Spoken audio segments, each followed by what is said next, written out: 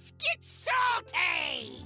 Everyone, Zeddy here again with another Across the Timeways card review, and we have the final priest cards to go over. There was like 3 left. We'll review those cards as well as we are starting on Hunter today in a brand new legendary that is bananas. Literally infinitely bananas. It's interesting. It's got a drawback to say the least. We'll talk about these cards. You want to win these cards? We're giving away 2 regular pre-orders, 3 mega bundles out of my pocket. To enter the giveaway, like and comment in the video, link down description below. The one with that thumbnail over there. Be subscribed to the channel. Every 1,000 subs we get until all the cards are revealed, I will add another mega bundle. So hit that sub button, make me go baroque. So starting off, we have a card that kind of could have been revealed with the other health buffing stuff in the Cleansing Light Spawn, a 4 mana 2/3 elemental, so terrible stats, but it has lifesteal and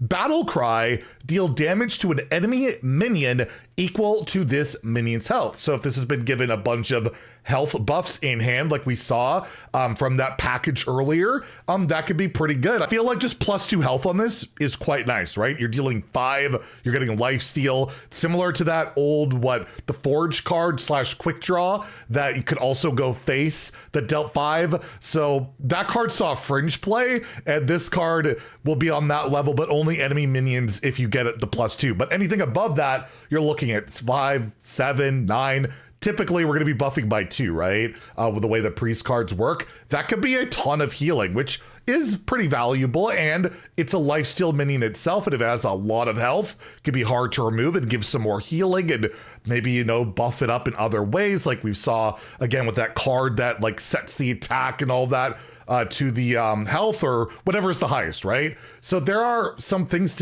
can happen with that. It's just the card's useless outside of the buffing package, right? You really, really need to hand buff this, so we'll have to see if that archetype can work. I feel like this card, the amount of healing it can give you on top of the 2 mana taunt that can also heal like literally anything, could be really hard to kill priest if these cards are effective. Like, I think they could be. I think the taunt is probably better than this, but this is still like fighting for board, a bunch of healing. I kind of want to give it a 2, that it won't make the cut, and I think I will. I don't think it'll be like the 3-star, like it'll see, you know, meta play, but it's right on the border. I could see that happening. If you got all that health buff stuff going on, this is just a card I want to help fill that and make it worth it, right? So it's really close. I am going to go a 2 out of 5 in standard on this, a 1 out of 5 in wild, where I think the health buff thing is just way too slow for that format, but this is one I could see that could possibly slot in. Next, we have a card that's going to drive me crazy, the Intertwined Fate. It is a 3 mana spell, no shadow or holy on this, so no quest support. Discover a copy of a card from your deck and 1 from your opponent. So similar to Identity Theft, but instead of taking something from their hand, you're taking something from your deck. So you're getting value that you're looking for, and maybe just some bonus value from your opponent. And I just remember Identity Theft was a pretty good card. This is a pretty good card. It's 3 mana, get 2 specific cards. I mean, 1 out of your deck's more likely going to be like really, you know, what you're looking for, but I just remember Identity Theft. You did not feel too bad discovering from your opponent's deck a lot of the time, and just a solid card, right? Like, I don't know what this goes into. It might be more of a created option. It really does hurt that it doesn't have a spell school on it, but I am not going to underrate this for me, at least my purposes of getting triggered by being punished for having cards in my deck type of thing. I'll give it a 3 out of 5 in standard. Identity Theft even still sees play in some wild decks to this day. It could be a 3 there, honestly, especially getting a copy out of your deck can be really powerful in like a Reno deck. I could see this going into Reno Priest. I could, just for greed, value, all that stuff, and you got like the Harvester card that could possibly synergize with this, seal it.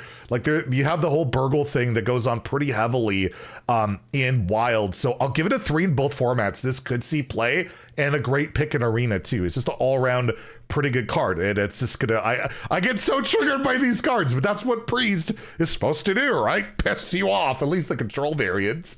And then lastly, the final Priest card here, we have Cease to Exist, a 3-mana Priest spell. Can we make the class Cease to Exist? No. We need Priest. We need the villain for me that I play way too much, have over 5,000 wins. Let's not talk about that. Anyways, this spell has Rewind, so it's going to take a while to rewind, silence, and destroy a random enemy minion. Deadly Shot just got power crept to oblivion, right? Because, well, you could play this, you don't like what you hit, try again. If you got 1 minion on the board for your opponent, you're guaranteed to silence and kill that. Especially right now, right? People play that egg, the Egg of Kelos, you could silence and destroy that. That's pretty good. I feel like Priest has a lot of ways to counter that now, right? They got this, they got the 6-mana Mind Control to steal the egg. Egg of Kelos might be in for some rude awakening from Priest players this expansion. It's okay. I don't know if you hard run this card. Again, no spell school, not a lot of quest Priest support at all this expansion. If you were looking for that archetype to pop off, I don't think it's getting much. It's okay. I don't think you're hard running it, but maybe, like, the silence part is a big deal for like starship pieces too, right? If you silence a starship piece, it does not go into the starship. So, or just silence a big starship itself, but that usually isn't nearly as relevant. I'll give it a 3. Silence and remove. It's got some possible validity, especially more of a control-y deck. I think it could see some play, and the rewind obviously helps a lot in terms of maybe I can try again and hit the thing I want. In a wild, I'll give it a 1. I think there's way better silence options, removal options in that format. Like, it's not even close how much better Priest is at like silencing, removing stuff. So I'll give it a 1 in wild, but I could see this slotting into standard decks. Next, we have the Hunter card. So let's start off with a pretty interesting card here. The Precise Shot. This is a 2-mana epic spell, deal 3 damage. So that can go face wherever. But if this is exactly in the center of your hand, I don't think we've ever seen that wording before, possibly, you deal 5 instead. It's precisely in the middle, right? So if your hand is empty, this would be in the center of your hand. If you have 2 cards, well, you got to get rid of that other card to put it in the center of your hand. And, you know, you get the idea, right? You got 3, it's got to be in the middle, 5 in the middle. You need an odd cost amount of cards in your hand for something to be in the center. And that could be quite a bit of damage. It could be good in a deck that doesn't have many cards, or, you know, you can just kind of set this up. But, you know, if you have a deck with a lot of cards, it's going to end up on the left side of your hand a lot of the time. This is really flavored more towards a deck that really runs out of cards fast.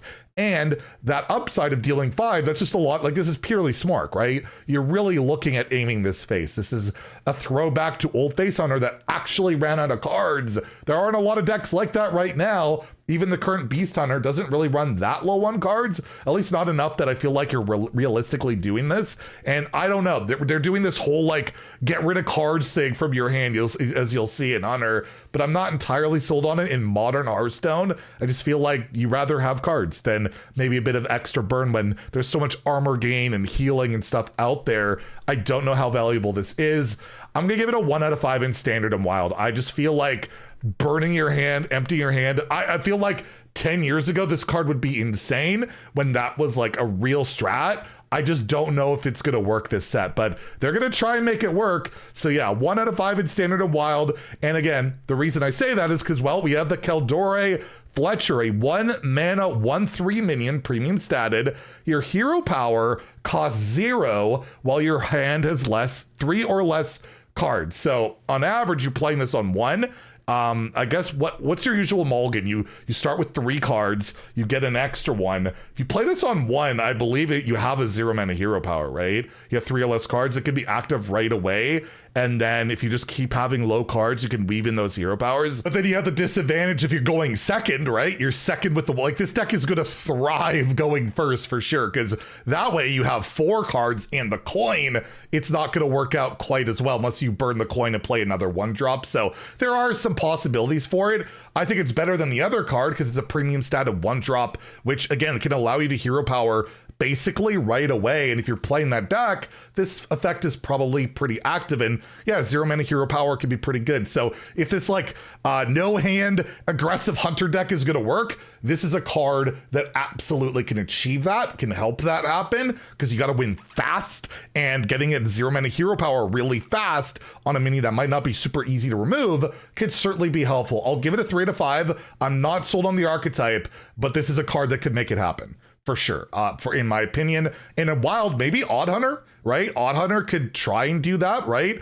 You get that 3 mana hero or 3 damage hero power with Baku, and that deck always runs out of cards. Like, it's always low in cards, and this is odd cost, so maybe, just maybe, it would fit in. Like, the 2 mana spell maybe would, but it's 2 mana, so I can't consider that. But in wild, I mean, Odd Hunter hasn't been a thing forever, but maybe with all this, it could come back. I'm still gonna give it a 2 in wild. I don't think it's gonna work out, but it's something to look out for sure. And then lastly, we have the legendary minion that will definitely let you empty your hand in King Malak, a 4 mana 5/6 beast. So this is also Quest Hunter synergy, although I don't know if that's the best way of going about it. With Battle Cry, you discard your hand. It is gone. You have nothing, but you get an infinite banana. What is an infinite banana? Well, it's a 1 mana spell that gives a minion +1/+1. This stays in your hand. This will just be a permanent card that stays in your hand that you could constantly just keep adding to things, whether it's like a Huffer giving a bunch of charge. Maybe Brawl finally has that cheap spell to work with and gets all these animal companions with the bananas. That could be good. The issue is, what if I'm holding Brawl when I play King Malak or things like that? It's a weird one. Like, I don't know what you really want to nana right now, or banana, right? Like, I just don't know, but you get a 4 mana 5/6, which is ahead of the curve slightly. I feel like this should almost have more stats, if anything. But yeah, you get that infinite banana, and if your hand is just empty, it's just a 4 mana 5/6. Get an infinite banana, and this is purely gonna go into that, yeah, I don't want to have cards deck, right? This is definitely one of those things, but like, Hunter's so good with like Discover Hunter and the Beast Hunter stuff. I just don't know if this is really gonna compete. It seems like such a crazy drawback for, yeah, you get an infinite banana, but there's just not a ton of synergies that I see right now. Maybe there'll be more stuff later. I just think of like Brawl and, I don't know, Animal Companion stuff. That's literally it. Like, I don't know. It's interesting to see. We'll see how it plays out. But for me, I'm gonna give this a 2 out of 5 in standard, a 1 in wild, where I don't think you could possibly realistically do this in wild. But maybe, I don't know. It's a weird one. It'll be really interesting to see how things play out. There's still more Hunter cards, but yeah, in modern Hearthstone, where every class has access to so many cards, I don't know if I want to not have a bunch of cards when the upside just doesn't seem tremendously impactful, at least from what I'm seeing. Let me know in the comments down below how wrong I am. And yeah, we'll have another review later today, so stay tuned for that. If you enjoyed the video, please like and subscribe. Have a great day and stay salty, my friends.